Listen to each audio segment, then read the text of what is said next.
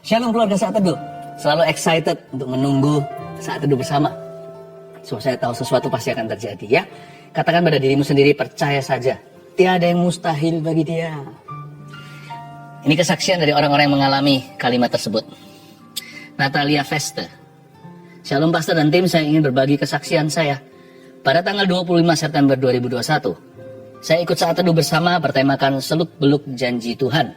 Di akhir acara, Pastor mengatakan ada satu orang yang terkena infeksi saluran kencing dan sudah mulai ke arah kerusakan pada ginjalnya yang tidak terdeteksi. Tapi Tuhan mendeteksinya. Saya terkejut sambil menangis dan berteriak bahwa itu adalah saya. Saya percaya dalam nama Yesus bahwa saya sudah sembuh. Beberapa hari kemudian saya periksa darah dan urin di lab rumah sakit. Puji Tuhan, hasil seluruhnya dan ginjal saya normal kembali. Saya sudah sembuh oleh mujizatnya. Terima kasih Tuhan Yesus. Terima kasih Pastor dan tim. Wow, puji Tuhan Natalia. Selamat ya atas kesembuhannya. Yang rajin melayani Tuhan, yang setia sama Tuhan Yesus. Ini dari Regina, New York. Bergabung di CG kami di situ di Amerika, CG 100. Shalom, saya selalu ikut Saat Teduh bersama secara live tiap hari Rabu. Saya mau bersaksi, sejak kemarin pagi saya mengalami diare hingga 7 kali ke kamar mandi dan rasa sakitnya datang dan pergi. Jadi saya masih bisa bekerja walaupun saat kerja harus lari ke toilet. Suami saya berkata mungkin saya terkena COVID karena gejalanya juga bisa termasuk diare. Pagi itu saya bangun dan tidak merasa bersemangat karena kepikiran. Lalu pukul 11.30 pagi saya ikut acara Saat Teduh bersama Pastor Philip. Dan di akhir acara Pastor berkata ada satu anak Tuhan yang juga keluarga Saat Teduh yang sedang sakit diare dan takut bahwa itu COVID. Jangan khawatir, sebab diare itu akan berhenti sekarang juga di dalam nama Yesus Kristus. Pencernaan akan menjadi baik dan pulih. Saya percaya bahwa itu adalah saya. Hati saya seperti melompat karena sukacita yang tidak tergambarkan ketika mendengar Pastor berkata demikian. Dan benar, dari tadi siang sampai sekarang udah gak sakit dan tidak diare lagi. Terima kasih Tuhan Yesus, Engkau meneguhkan dan menyembuhkanku. Praise the Lord. Lia Sapitri dan Jonathan Yudhistra Prawiro juga sudah bergabung dengan CG B95. Ya puji Tuhan ya, banyak keluarga Saat Teduh juga sudah bergabung dengan CG kami, dengan Connect Group atau Cell Group kelompok kecil. Kalau yang belum, nah nanti Anda bisa minta untuk bergabung, kami akan bantu. Kami ingin bersaksi atas kebaikan Tuhan Yesus dalam kehidupan pernikahan kami. Kami menikah 20 Desember 2020 dan tidak menunda kehamilan. Ketika acara Saat Teduh 28 Juli dengan tema doa kesembuhan dan keturunan, Pastor berkata bahwa ada satu orang wanita keluarga muda yang punya masalah hormonal, sehingga nggak bisa punya anak. Lalu Pastor Philip memberi ucapan selamat. Dengan iman Tuhan akan memberi keturunan tidak lama lagi. Tes kehamilan akan menjadi positif karena Tuhan menyembuhkan persoalan hormon yang Tuhan sudah beli dengan harga yang mahal di Kalvari. Detik itu juga saya beriman dan percaya bahwa wanita yang disebutkan itu adalah saya. Sambil saya memegang perut, saya minta suami beriman dan kami berdua berteriak, Amin. Pada tanggal 12 Agustus 2021-nya, saya tes pack dan ternyata garis 2 yang artinya saya positif hamil. Saya mencoba 10 tes pack, 10 dari 3 merek yang berbeda. Dan semua hasilnya sama, ini orang radikal ya, luar biasa. Saya pun menangis dan langsung mengucap syukur kepada Tuhan Yesus atas rencana yang ajaib bagi pernikahan kami. Suami langsung peluk erat karena Tuhan izinkan kami menjadi orang tua. Akhirnya, puji Tuhan, usia kandungan memasuki 5 minggu dan sudah tampak penebalan dinding rahim. Kantung rahim serta embrio janin di dalam rahim tampak sehat tanpa ada efek berbahaya. Terima kasih Pastor Philip Mantova dan jemaat semuanya. Kiranya kesaksian kami menjadi sukacita untuk kita semua. Tuhan Yesus memberkati. Iya, sukacita sekali dengar kesaksian seperti ini. Masukkan ya terus kesaksian-kesaksian Anda. Saya tunggu karena pasti lebih banyak yang mengalami sesuatu daripada yang menceritakan. Jangan malu-malu, karena itu pasti jadi berkat buat orang lain. Mari kita masuk ke dalam hadiratnya dan biarkan iman kita dibangun pelan-pelan selama 1 jam di depan ini. Saya percaya sesuatu akan terjadi. Mari semua tangan kita seperti ini, seperti orang menerima. Yuk bersama. Memang kita tidak mengemis-kemis di hadirat Allah, tetapi sesungguhnya kita semua ini hanyalah pengemis di pintu kerajaan sorga. Dengan tangan seperti ini, seperti kita minta sedekah, kita meminta Tuhan untuk berbelas kasih kepada setiap kita. Oh haleluya. Tiada yang mustahil bagi Dia. Cetuskan imanmu. Ajaib segala perbuatannya, segala perkara ku tanggung dalam Dia, di dalam kekuatan kuasa-Nya, di dalam kekuatan kuasa-Nya, Allahku kan memenuhi keperluanku menurut kekayaan dan kemuliaannya. Allahku kan mencukupi kebutuhanku di dalam Yesus Tuhan. Bapa kami di dalam sorga, kudus, kuduslah namamu. Datanglah kerajaan-Mu Tuhan. Jadilah kehendak-Mu di bumi, di hidup kami seperti di sorga.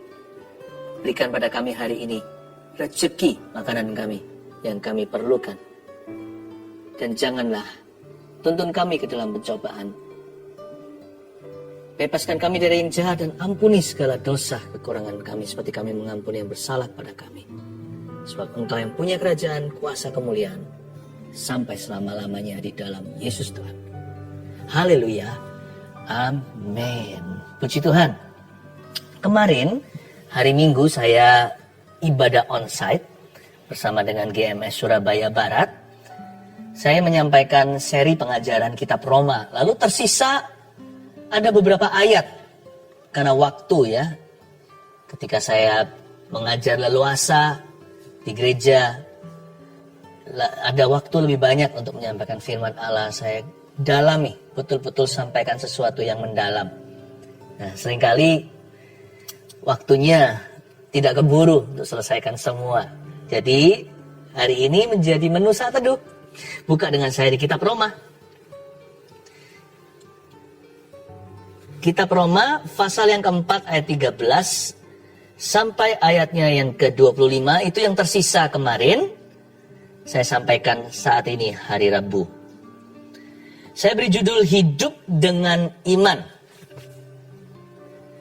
Mau gak mau kita semua pasti akan ditantang imannya. Hidup ini tidak menentu, hari esok kadang-kadang tidak nampak. Orang benar akan hidup oleh imannya. Iman perdana kita adalah percaya perbuatan Allah melalui Yesus Kristus di kayu salib. Iman kita itu sesuatu yang sudah lunas. Kita percaya bahwa Tuhan sudah membeli semuanya. Segala keperluan Anda dan saya yang bisa kita bayangkan atau yang tidak terbayangkan ada dalam Yesus Tuhan. Tapi dalam perjalanannya, setelah kita percaya Yesus sebagai Tuhan dan Juru Selamat dan menerima pengorbanannya, kita akan diuji lagi dan lagi. Dari waktu ke waktu kita akan berhadapan dengan situasi yang menuntut kita untuk memilih mau percaya Tuhan atau percaya diri sendiri. Mau percaya firman Tuhan atau percaya perkataan orang yang seringkali adalah janji palsu. Mau percaya kepada Tuhan, kekuatannya, atau pada kekuatan diri sendiri. Nah, kita akan diperhadapkan. Karena itu, hari ini pelajaran ini berharga.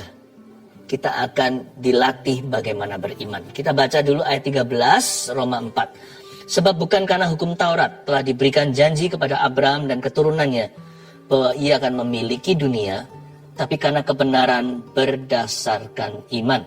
Sebab jika mereka yang mengharapkannya dari hukum Taurat menerima bagian yang dijanjikan Allah, maka sia-sialah iman dan batalah janji itu. Karena hukum Taurat membangkitkan murka, tetapi di mana tidak ada hukum Taurat, di situ tidak ada juga pelanggaran. Sebentar saya jelaskan ayat 13 sampai 15. Hukum Taurat itu bicara tentang hukum tertulis. Teorinya perintah Allah. Kita semua tahu, tapi kita gagal mentaatinya. Hukum Taurat di sini juga bicara tentang di hati setiap kita tahu sih mestinya harus bagaimana. Tapi karena kita ini imannya lemah, seringkali kita terbawa arus dunia. Nggak usah arus dunia, kita terseret arus sendiri. Kita lebih mengikuti kedagingan kita lebih bersandar kepada pengertian kita sendiri. Hukum Taurat itu bicara sesuatu yang kita tahu. Jangan membunuh, jangan berzina, jangan mencuri. Kita sudah tahulah tuntutan agama. Tapi apa boleh buat? Hampir semua manusia sih, bukan hampir. Kita semua itu bangkrut tanpa Tuhan. Kita semua itu lemah iman. Gagah perkasa paling hanya perkara-perkara duniawi. Ada orang punya harta, punya uang. Ada orang yang gede, ototnya, kuat badannya. Ada yang pandai berbicara, tapi soal iman, departemen ini bangkrut semua. Makanya itu, kita nggak boleh bersandar pada pengertian sendiri. Kalau kita mau mengalami perkara ilahi, kita harus pinjam perkara-perkara Tuhan. Jangan bersandar pada kekuatan kita sebagai manusia, karena seringkali mengecewakan. Orang yang mau melihat kerajaan Tuhan datang, carilah Tuhan dengan sungguh-sungguh. Bangun kerohanian. Hidup oleh iman harus disengaja. Karena hidup oleh iman itu, hidup dengan iman maksudnya, harus melawan arus. Karena dunia ini lebih cenderung untuk melemahkan iman kita. Sekeliling kita itu tidak memegahkan iman, tapi lebih membanggakan kekuatan manusia. Karena iman itu untuk perkara-perkara yang gak kelihatan. Untuk hal-hal yang belum datang. Karena itu hukum Taurat tidak bisa menolong kita. Tetapi kebenaran diberikan berdasarkan iman seperti Abraham. Tahu nggak bahwa iman itu adalah, faith is the groundwork for God's blessings and miracles. Iman itu adalah fondasinya segala macam mujizat dan berkat. Tanpa iman kita nggak bisa senangkan Tuhan.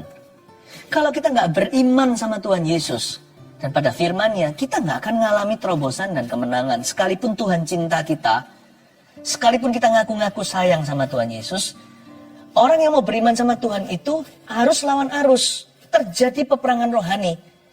Jangan mentang-mentang kita tahu hukum Taurat, kita punya pengetahuannya. Tapi untuk sampai ke sana itu kita harus beriman sama Tuhan. Banyak orang itu tidak membangun iman. Nggak rajin berdoa, nggak cari Tuhan sungguh-sungguh. Banyak orang tidak membaca Alkitab. Merasa Alkitab hanyalah tambahan. Bagi saya, ini kecanduan. Tanpa ini saya mati. Tanpa ini saya hanya alami perkara manusia. Semua iman di dalam diri saya itu outsourcing semua. Saya nggak bisa imani apapun yang ada di dalam diriku. Karena itu saya punya Alkitab ini saya hargai. Karena saya bergantung padanya setiap hari. Satu hari aja saya nggak baca Alkitab bolong gitu, rasanya iman saya menurun. Bukan perasaan, sungguhan. Tiap kali saya sudah jauh dari persekutuan dengan Tuhan, ya alasan apapun, sibuk apalah, saya tidak berdoa. Padahal saya punya set waktu saat teduh secara pribadi, bukan hanya Rabu Sabtu. Pasti ada sesuatu nggak enak sepanjang hari. Entah gimana, daging saya mulai lebih kuat. Roh yang notabene penurut mulai diam, tak bersuara. Iman. Berdasarkan iman, ayat 13-15 yang kita baca. Abraham memperoleh janji itu berdasarkan iman. On the basis of faith. And you know, inside you there is no faith. Iman itu dari Allah Roh Kudus yang menjamah hidupmu. Bersekutu dengan Dia membangkitkan iman. Iman itu dari apa kata firman. Iman timbul dari pendengaran. Pendengaran oleh firman Kristus. Saya kalau nggak baca Alkitab ini, mulai bensin saya menipis. Ya, nggak ada orang itu punya iman dalam dirinya. Iman itu pinjaman soalnya dari Tuhan. Agar kita bisa berjalan dalam kemenangan. Ya, agar kita itu bisa menggenapi rencana Allah. Tolong jangan jauhi pertemuan dengan saudara seiman. Karena itu juga menajamkan kita. Kita butuh orang lain untuk menguatkan iman kita. Jangan jauhkan, jangan kendor kerajinanmu. Semua tadi yang saya sebutkan adalah aktivitas iman. Tapi iman itu pinjaman. Waktu kita dekat sama Tuhan, iman kita dikuatkan. Waktu kita baca firman, iman kita diteguhkan. Karena itulah kebenaran berdasarkan iman supaya merupakan kasih karunia, sehingga janji itu berlaku bagi semua keturunan Abraham. Ayat 16, bukan hanya bagi mereka yang hidup dari hukum Taurat, tapi juga bagi mereka yang hidup dari iman Abraham. Sebab Abraham adalah bapa kita semua. Seperti ada tertulis, engkau telah kutetapkan menjadi bapa bangsa-bangsa di hadapan Allah yang kepadanya ia percaya, yaitu Allah yang menghidupkan orang mati dan yang menjadikan dengan firman-Nya apa yang tidak ada menjadi ada.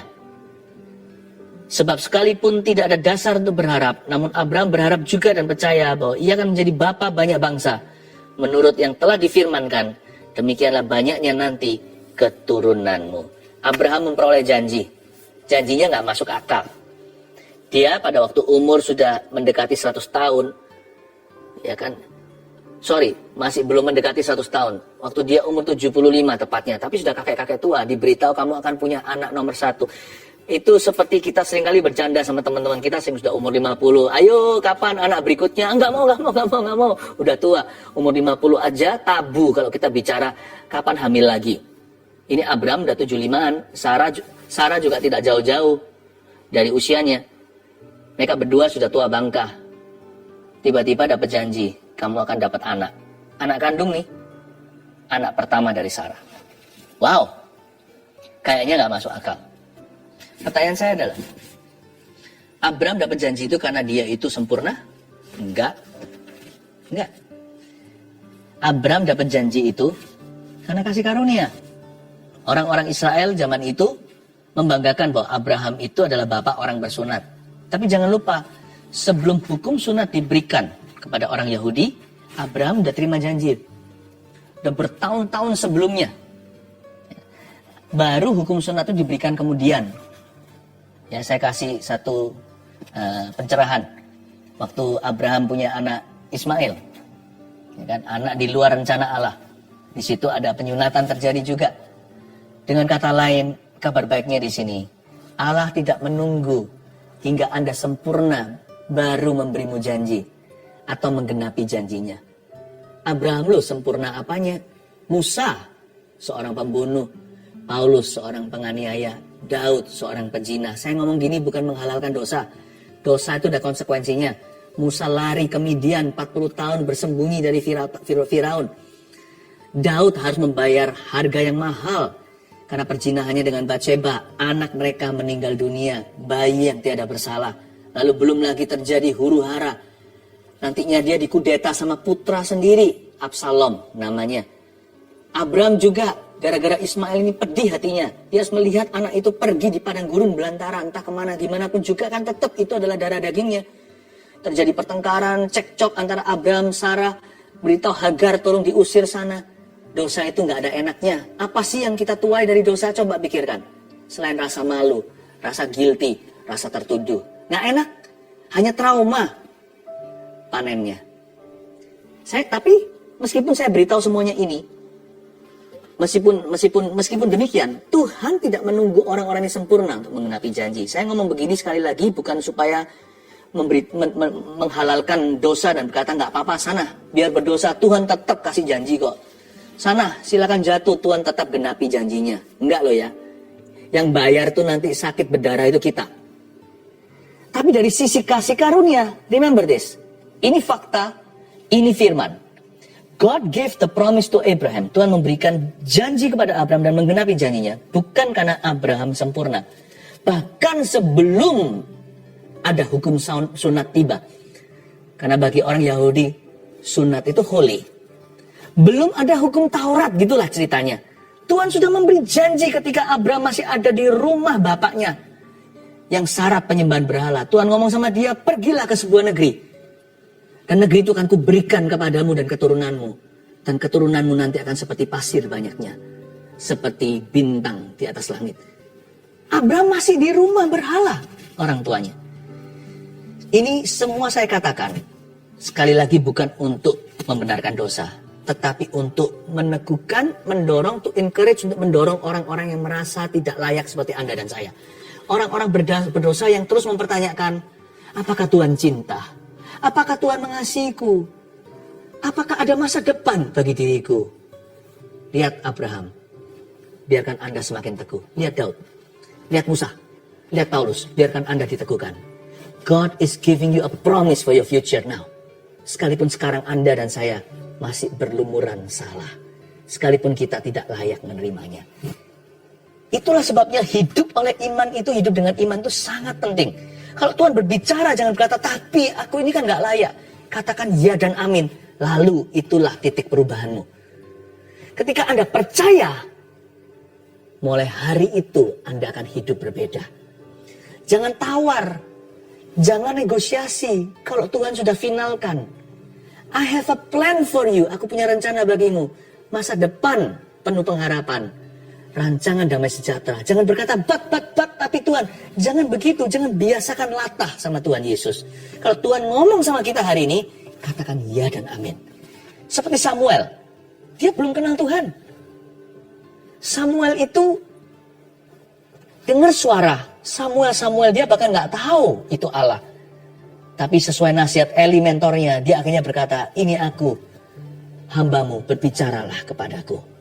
Kalau Tuhan bicara sama kita, katakan ya dan amin. Rendah hati aja terima. Terima kasih Tuhan, layakkan aku. Kalau kita tahu diri kita gak layak, kalimat berikutnya menentukan. Then make me worthy, layakkan aku. Ingat ya, kalau kita hidup dengan iman, kita akan dibenarkan oleh iman itu. Faith justifies dalam bahasa Inggrisnya. Iman itu membenarkan, bukan berarti dia tutup sebelah mata sama dosa kita, lalu dia sangkali kesalahan kita, enggak. Tapi iman itu mengupgrade kita. Sehingga bukan karena kita sempurna dulu baru Tuhan kasih. Tapi karena Tuhan mau kasih, kita jadi nggak nafsu. Kita lihat hidup kita masa lalu, aduh, bodoh ya aku. Kalau kita melihat, kalau kita melatih diri untuk beriman, hidup dengan iman, mata kita otomatis akan tertuju ke atas, tertuju ke depan. Bagi Abraham, gara-gara adanya janji Ishak, melepaskan Hagar dan Ismail pun, dia akhirnya berani. Bagi seorang Musa, melihat semak belukar yang terbakar, kalau dia melihat masa depan yang Tuhan janjikan, dia berkata, ayo, aku mau maju, apapun resikonya menghadap Firaun. Meskipun latar belakangku kurang bagus, aku mau jadi alat di tangannya. Orang yang hidup dengan iman, otomatis akan lihat ke depan. Orang yang hidup dengan iman akan otomatis lihat ke atas. Dan dia mendapat kekuatan untuk berkata tidak kepada dunia dan kepada dosa. Be humble. I know God will speak to you. Tuhan akan bicara kepadamu. Nah, iman seperti apa sih yang disebut hidup dengan iman itu? Imannya kayak apa? Supaya Anda mengerti kalau setiap kali Anda menghadapi ini, Anda sudah diajari di saat teduh bersama. Tolong pahami, kalau Anda menghadapi sebuah situasi yang menuntut berapa hal yang saya bagikan ini, ketahuilah bahwa Anda sedang dilatih imannya. Tolong jangan maju mundur sama Tuhan. Tuhan sedang membawa Anda ke tanah Kanaan. Ayat 17 seperti ada tertulis, engkau telah kutetapkan menjadi bapak bangsa-bangsa. Itu janjinya. Wow, umur 75. Digenapi 25 tahun kemudian, tepatnya umur 100, Abraham memperoleh Ishak, anak perjanjian. Di hadapan Allah yang kepadanya ia percaya, yaitu Allah yang menghidupkan orang mati dan yang menjadikan dengan firman-Nya apa yang tidak ada menjadi ada. Ayat 17 luar biasa. Ketika Tuhan berfirman sama Abraham, dia percaya. Dia percayanya bukan lalu mengangguk-angguk, positive thinking, bukan. Dia percayanya gini. Alasan percayanya adalah karena dia hidup di hadapan Allah yang kepadanya ia percaya, yaitu Allah. Abraham gak percaya diri. Sebelum Abraham percaya janji, dia bukan hanya percaya perkataan Allah, dia percaya pribadinya. Kalau si A ngomong sama saya begini, kalau dia punya reputasi suka menipu, saya gak akan percaya sama sekali.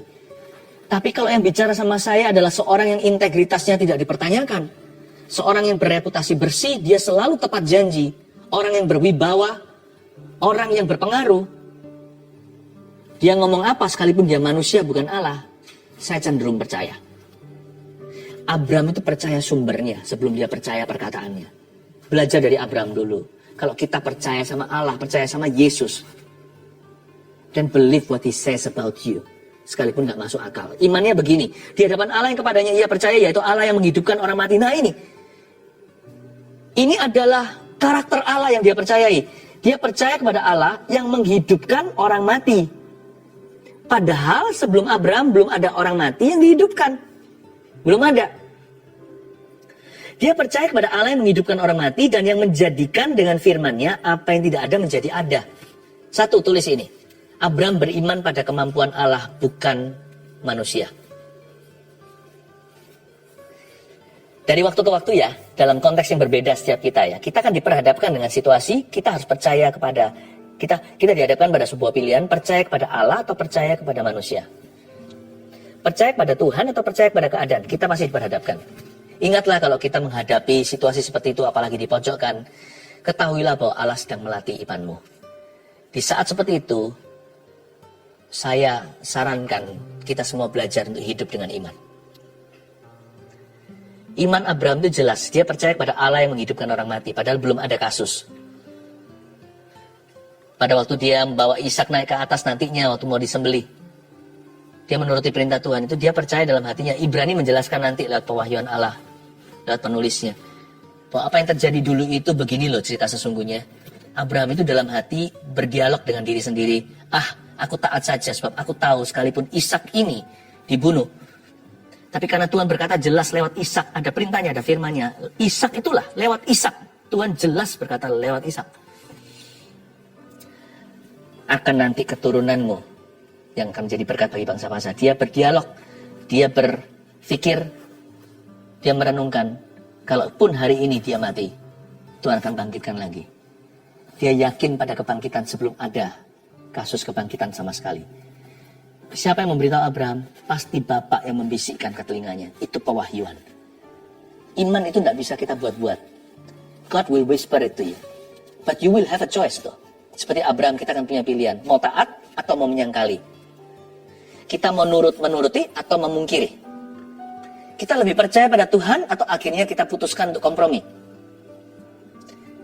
Nah, Abraham mengambil keputusan untuk percaya. Waktu kasusnya Ishak. Sekarang juga waktu Allah berbicara kepada dia, dia juga percaya seperti yang dijelaskan oleh Paulus di kitab Roma. Di hadapan Allah yang kepadanya ia percaya. Ingat ya, iman, hidup dengan iman itu seringkali kriterianya seperti apa sih? Seperti apa karakter atau sifatnya? Hidup dengan iman pada kemampuan Allah, bukan kepada kemampuan manusia. Ini konteksnya berbeda-beda, sekali lagi setiap kita menghadapi hal yang lain dalam hidup ini. Gak ada satupun kita masalahnya sama. Ya, sekalipun anak kembar pun, dua orang identikal pun, tetap dua-duanya punya masalah sendiri-sendiri. Tapi kalau kita mau belajar hidup dengan iman, remember this: have faith in God's ability, not in your own. Miliki kepercayaan, keyakinan pada kemampuan Allah. Ku yakin saat dia berfirman. Aku tahu aku menang saat dia berkata-kata dalam kehidupan saya. Ayat 18, sebab sekalipun tidak ada dasar untuk berharap, namun Abraham berharap juga. Dan percaya bahwa ia akan menjadi bapak banyak bangsa menurut yang telah difirmankan. Demikianlah banyaknya nanti keturunanmu. Ayat 18, saya suka kalimat ini. Sekalipun tidak ada dasar untuk berharap. Abraham itu nggak bodoh, dia itu intelektual. Dia tahu jelas bahwa dia sudah lewat masa-masa subur. Apalagi Sarah yang sudah lama jauh melampaui menopausnya. Mereka berdua sudah nggak bisa punya anak. Tetapi sekalipun demikian dia percaya. Jadi iman itu nggak buta ya. Iman itu juga lihat keadaan, tapi dia nggak percaya pada keadaannya. Dia lebih mempercayai kemampuan Allah. Iman itu tidak buta sama sekali. Abraham sangat paham. Dia sangat mengerti situasi secara fisik yang ada, yang terjadi. Tidak mungkin dia bisa punya keturunan. Sebab sekalipun tidak ada dasar untuk berharap, kata tidak ada dasar di situ pasti sudah disurvei dulu. Pasti diriset. Dia pasti sudah melihat dari setiap angle, setiap sudut, setiap sisinya. Ini nggak mungkin, saudara, kira-kira begitu. Ini nggak mungkin, Hani atau Dear Sarah, dia bicara antara suami istri. Tapi dengan Allah, tiada yang mustahil. Yang kedua, hidup dengan iman itu seringkali modelnya seperti apa? Iman yang seringkali melawan arus. Saya nggak ngerti ya. Tapi hidup saya itu kalau saya menoleh ke belakang, saya sendiri perhatikan bagaimana cara Tuhan melatih saya. Itu saya itu dari waktu ke waktu disekolahkan sama Tuhan. Ternyata kita bisa wisuda S1, S2, S3 di dunia lalu kelar, selesai dengan ijazah. Sama Tuhan nggak pernah kelar. Karena hidup dengan iman itu setiap kilometer kita akan diuji lagi, diuji lagi. Karena iman kita terlalu berharga diuji sekali. Karena iman kita itu yang akan membawa kita ke sorga. Bukankah karena iman kepada Tuhan kita diselamatkan? Bukankah Injil katakan di Roma 1:16, Injil itu menuntun kita dari iman, kepada orang yang percaya kepada Tuhan. Pertama orang Yahudi yang sudah kenal Tuhan dulu, lalu orang Yunani atau ateis seperti kita semua zaman dahulu. Ya, tapi kalau saya perhatikan, saya kembali review, saya lihat lagi ke belakang, cara Tuhan latih saya itu selalu Tuhan izinkan saya. Makanya jangan ngomel kalau kita dimasukkan dalam sebuah keadaan yang tidak mengenakkan. Yang Tuhan cari dari kondisi seperti itu tuh bukan berkat atau apa. Bahkan berkat atau mujizat itu semuanya hanya bonus. Yang Tuhan cari adalah iman yang teruji, iman yang lebih berharga dari emas, perak, dan permata. Jadi ternyata Tuhan mau percaya kita. Kalau saya lihat lagi, sekali lagi, semua kehidupan saya dari dulu, sejak saya kenal Tuhan apalagi, itu diisi dengan cerita, dari waktu ke waktu saya diperhadapkan dengan situasi di mana iman saya harus melawan arus. Kalau seperti itu jangan menganggap dirimu malang. Anggaplah itu kesempatan dalam kesempitan agar Anda hidup dengan iman. Bagaimana kita bisa mengalami Yehovah Jireh kalau kita nggak kekurangan? Gimana kita bisa mengalami Allah yang menyediakan kalau kita tidak dipepet dengan kebutuhan? Gimana kita bisa paham Yehovah Rafa atau alami sendiri kalau kita nggak sakit dulu? Bukan berarti Tuhan memberi penyakit ya. Semua yang baik sempurna datang dari Bapa. Jangan berkata dengan lancang, Tuhan mencobai saya, karena Tuhan tidak mencobai siapa-siapa dan Tuhan juga tidak bisa dicobai oleh siapa-siapa. Tapi anggaplah situasi tersebut kebetulan terjadi atas Anda. Pakailah itu bukan sebagai sesuatu yang kebetulan, tapi sengajalah untuk beriman. Bagaimana saya bisa mengalami kuasa Allah kalau saya nggak lemah? Justru dalam kelemahanku lah kekuatannya sempurna bekerja. Jadi jangan ngomel kalau kita masuk dalam situasi di mana kita dihimpit kiri kanan, kita dalam tekanan. Itulah kesempatan emas agar iman kita melawan arus. Saya ingin jadi saksi Kristus. Lalu kita ditaruh di keluarga di mana kita satu-satunya orang percaya, yang lainnya mencemoohkan. Waduh, kita lihat ulahnya aja kita sedih sekali. Sampai hilang iman rasanya. Kapan keluargaku yang kucintai ini akan bertobat? Atau lebih susahnya, kita dilarang untuk menyembah Tuhan. Seperti Firaun yang pegang erat-erat. Bangsa Israel tidak boleh worship the living God. Tidak boleh menyembah Allah yang hidup. Wow, jangan marah. Gandeng Tuhan kok malah marahi Tuhan. Harus digandeng Tuhan. Tuhan, inilah waktunya aku jadi Gideon.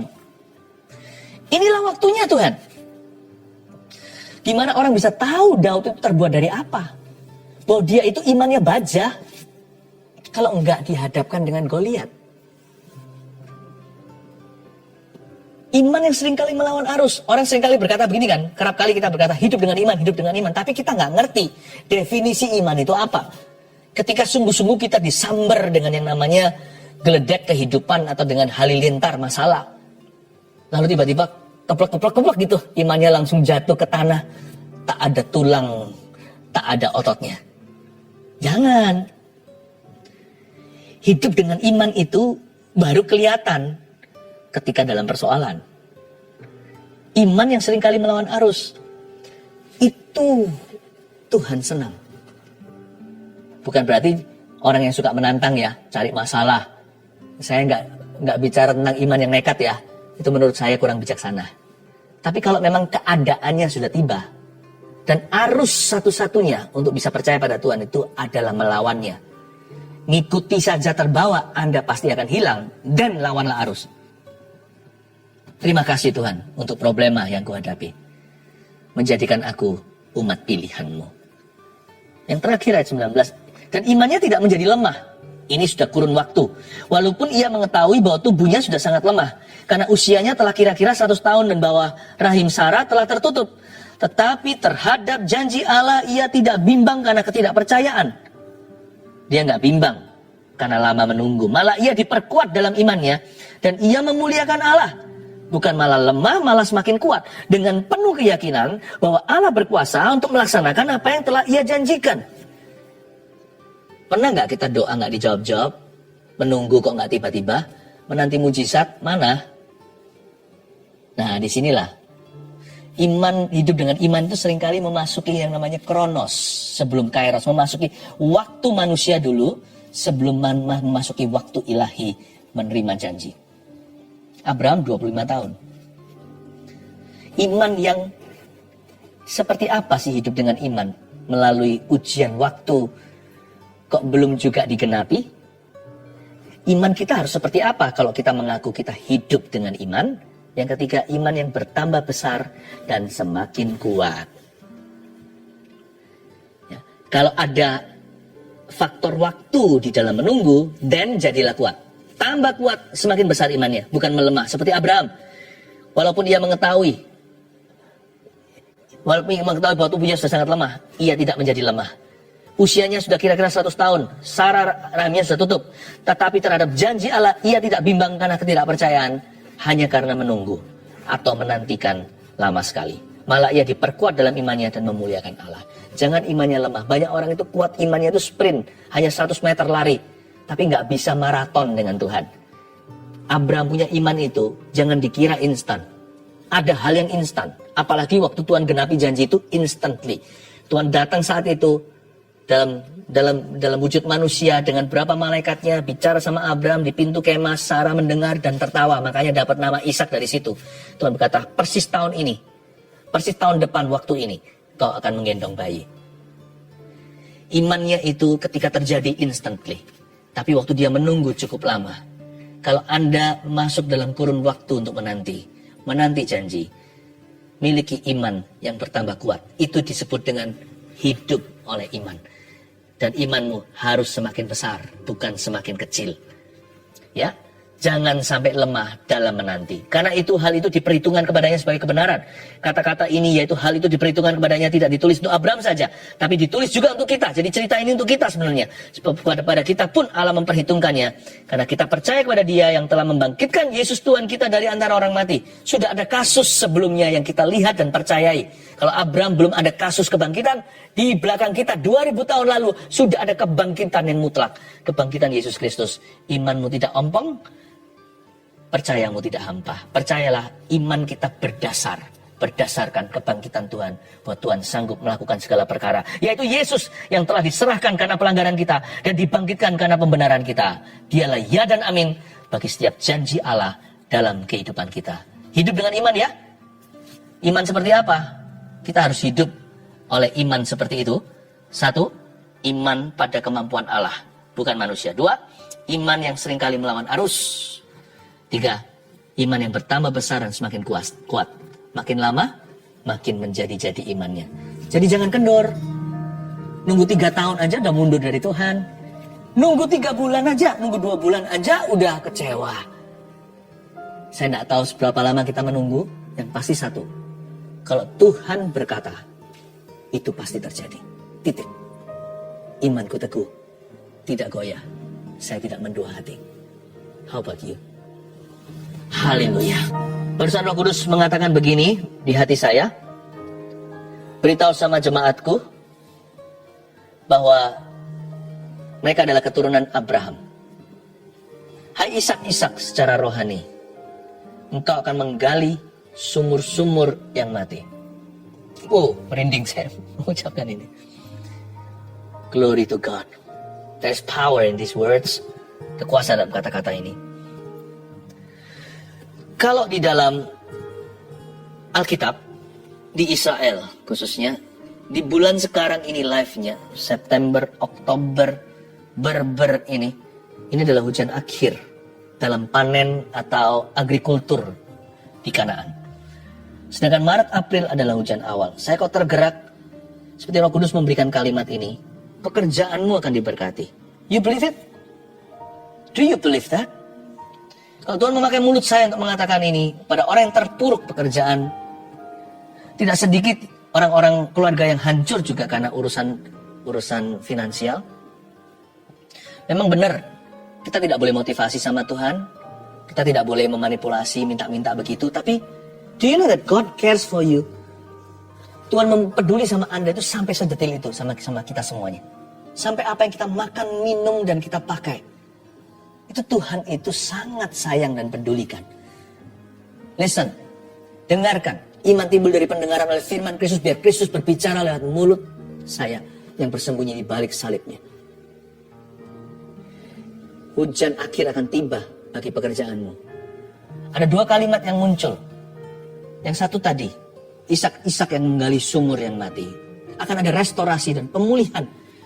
Perkara-perkara yang Anda kira sudah mati, Anda kira sudah tutup, Anda kira sudah sirna. Lihat nanti, kalau Allah memulihkan, dia memulihkan dahsyat.